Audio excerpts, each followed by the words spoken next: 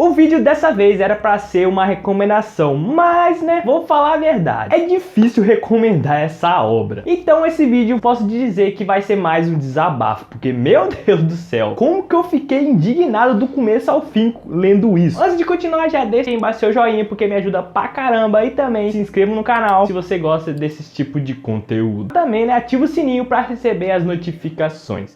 Opa, eu sou o Silenário. Eu confesso que ainda não sei por que eu fui ler esse troço. Porque sério mesmo, cara, que protagonista merda, na moral. E cada vez só piorava as atitudes dele, tanto a personalidade dele. Como aquela cena de traição que ficou meio famosa aí na internet. Que caraca, que negócio foi esse? Eu fico pensando, o que esse autor tem na cabeça de fazer uma coisa dessa? A história tem coisas que é sem cabimento. Parece que o autor não tem coragem de fazer os dois se relacionar pra valer mesmo, oficialmente. E acaba ficando esse ciclo vicioso de mentira. E eu acho que muitos de vocês devem concordar comigo que a única coisa que tá prestando na história é ela. Mas apesar de ter momentos que ela também me dá raiva. Como a parte dela não sendo honesta consigo mesmo. Mas uma coisinha rapidinha antes de continuar, que isso tudo que eu tô falando é a minha opinião. E claro que vocês podem ter uma opinião diferente. Pode deixar aí embaixo nos comentários. E quem não conhece essa história, vou falar dela aqui rapidamente. Essa história é sobre um garoto que estava triste por ter terminado seu relacionamento com essa garota aqui. Já falando, ela é uma baita de uma filha da mãe, como eu odeio ela pra valer. Mas voltando, ele triste com isso e descobre que existe um sistema de namorada de aluguel. Não tem como levar isso a sério. Então ele decide alugar uma namorada, especialmente a top 1. Ele acabou mentindo tanto pra família dele quanto os amigos dele, dizendo que ela é a namorada de verdade dele. E daí, meus amigos, o ciclo de mentira só vai crescendo. E ao ponto de deixar exagerado pra caramba. Eles acabam fazendo o mais difícil em vez do mais fácil. Isso que eu falei que é sem cabimento na história. Então aí você me fala, então por que eu decidi ler? Até no momento eu só tô falando o ponto negativo. E agora eu vou dizer um ponto positivo na história. Isso daí eu tenho que meio que dar os parabéns para o autor. Que ele consegue deixar essa história viciante de ler ou assistir. Porque querendo ou não, os capítulos acabam sendo bem rapidinho de se ler, deixando os mini ganchozinhos no final para você que logo querendo ler outros capítulos. E no meio disso acaba tendo uns pontos positivos que deixando a obra divertida em alguns momentos e também meio que engraçadinha. Então por isso eu acabei lendo. E uma coisa que eu não posso negar de jeito nenhum é que a adaptação em anime foi muito boa comparado ao material original. Foi uma boa adaptação. E já falando que a segunda temporada está no ar com alguns episódios até no momento. E apesar que muitos de vocês devem acompanhar essa história só por causa dela, que é um belo de um motivo, para mim ela acabou sendo também um motivo. Mas até que chegou num certo momento da história que quando apareceu essa daqui, acabou sendo a minha favorita, a única sensata na história. E também achei ela bastante divertida. Pra mim ela devia aparecer mais vezes na história. Pelo menos o destaque dela acaba sendo até bom na obra. Na primeira vez que ela apareceu, eu até pensava que ela também seria uma daquelas que gostaria do protagonista, mas não acabou sendo isso. E também não posso esquecer dessa daqui, que o autor praticamente apagou ela da história. Pra mim foi muito injustiçada. Eu pensei que teria um bom arco focado nela, porque devido à personalidade dela, pra mim teria um bom arco trabalhando sobre isso. Mas né, novamente falando, o autor praticamente dizimou ela da história. E aproveitando que eu tô falando de alguns personagens, vamos puxar o gancho para essa daqui, que de início, quando ela apareceu, ela foi um bom personagem, dando uma baita de um destaque que eu falei, aleluia, uma personagem boa nessa história. A que tomou a iniciativa de falar o que sente de verdade. A relação dos dois era muito boa, mas né, até que virou uma parada tóxica pra caramba. Ela saiu de personagem fofa e divertida para irritante, que meu Deus, ela parece que é possessiva, ficou uma coisa bizarra.